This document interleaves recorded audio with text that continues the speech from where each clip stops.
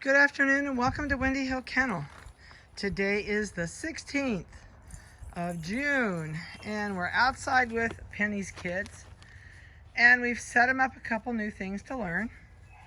So they're going to get to see the step and we put out here so they'd learn the tunnel.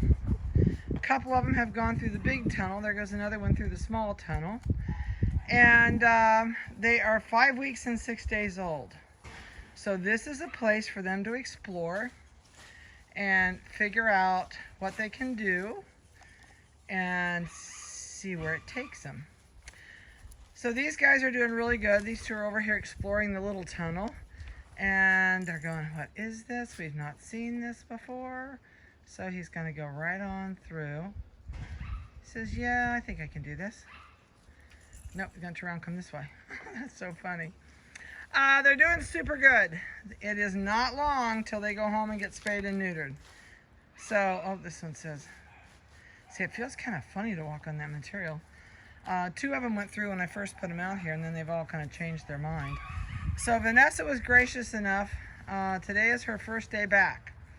So you're kind of probably wondering why it's Wednesday and you haven't seen any videos. Vanessa was out with kidney stones. And she's still not feeling great, but bless her heart, she came back today because, oh, there we go to go through. Yeah, we're thinking about it. And there goes one from the far end. Here they come. Thump, thump, thump. It's coming from the other way. Oh, now they're all going to try it. I had a colonoscopy today. So, between Vanessa and I, we're a really bad group. But, so she's kind of back on the mends. So while I was gone all afternoon, she did weights for me. Before she went home. She wasn't feeling hot, so she went home. And so bless her heart, she and Brittany got me weights all written down that they took today, and their microchip numbers and their collar colors. So I'm going to go through here. I may not do as long a video as I usually do, only because I've got to play catch up now 2 days late. So we're down at the kennel, so it's going to be a little bit noisy because I did not want to carry all of these to the house. After nothing to eat for 2 days, it's like I just have no energy to carry puppies. So we set them up down here in front of the kennel in the sun, so I hope they don't get too hot. Let's see. 8338 is a red-collared male puppy, 5 pounds 4 ounces.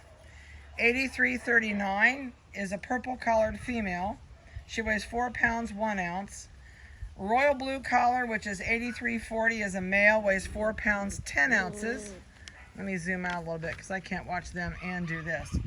8342 is a neon pink collared puppy, and she is 5 pounds 0.4 ounces. And she used to be, wait a minute. She used to be neon pink, but for some reason today they put a neon green collar on her. I'm not sure. Yeah, she has a neon green collar on now, so I'm not sure what happened with that. Maybe they did a bath. I don't know. I wasn't here. But the 8342, it now says now green neon. So we're going to cross our fingers and see what that's all about.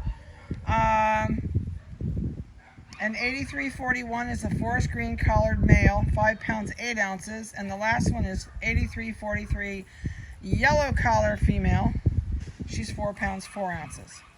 So these guys are moving right along. They're going in next week for their spay and neuters, and they have just been awesome with everything that they're doing. Oh, this one's getting under. Oh, they've moved it now. They've unhooked it and they have moved the tube.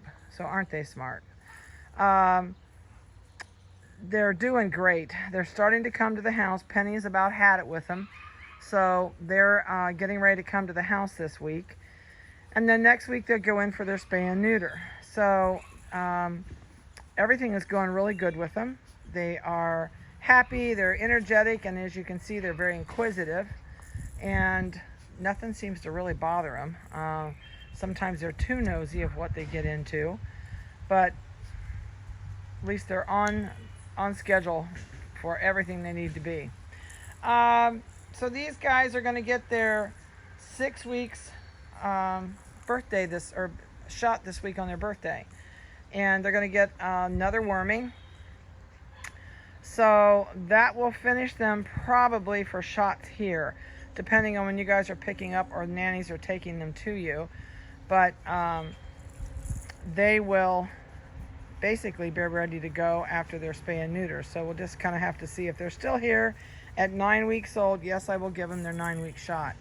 I usually don't do it early, so if you are a day or two right before they're going to have their 6-week or their 9-week birthday, I probably will not be giving them their shot because I don't do them early. We try and do them right on the date they're supposed to be.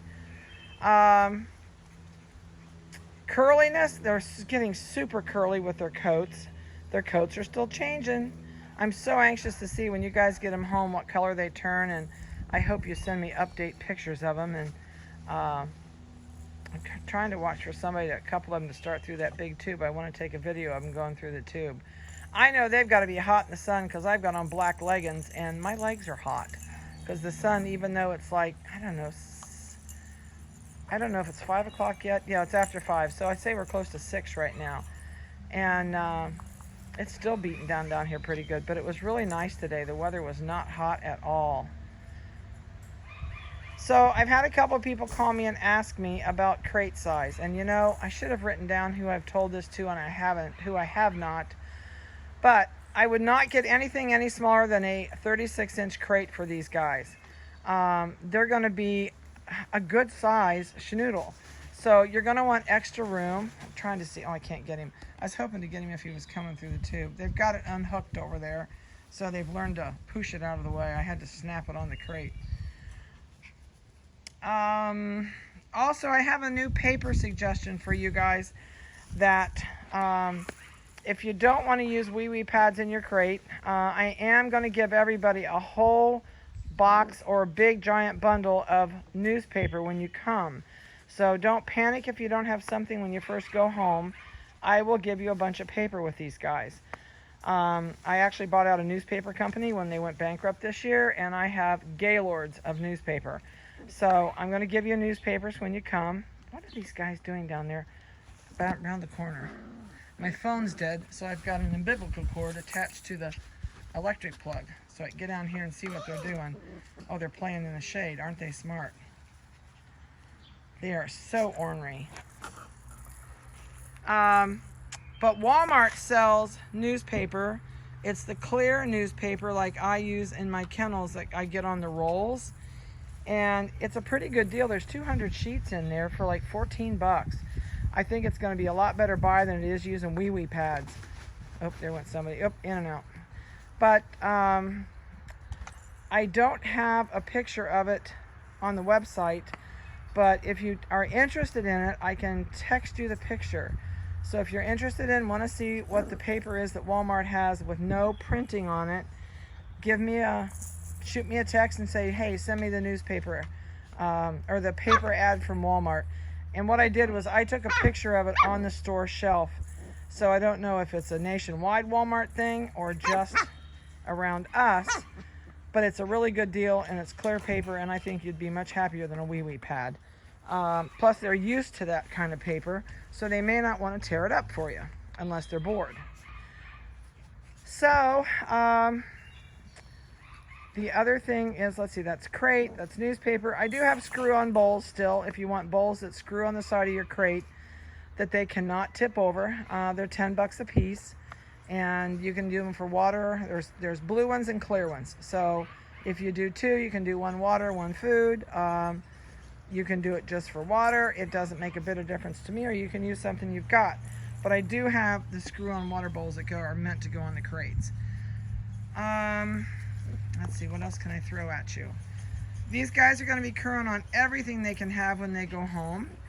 And I would say it's really important to get these guys out and let them exercise.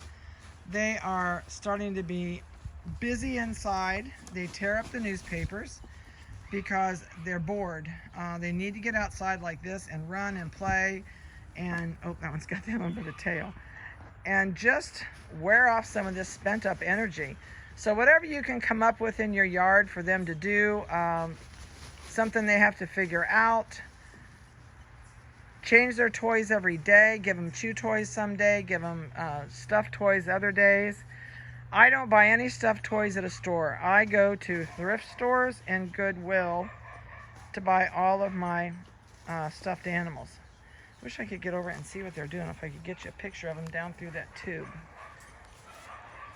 I was going to try and do that earlier. There comes somebody. I bought this silly green tube. Oh, they're laying inside chewing on their toys. I bought this at a yard sale for $5.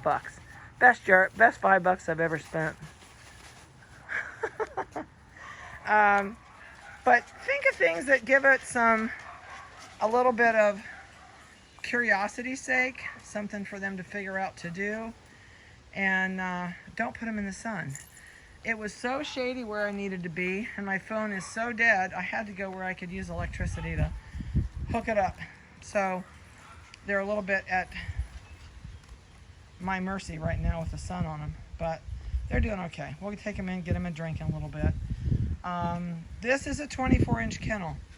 I know I've probably told you that, but don't get them a 24-inch kennel if you're going to use it when they're older.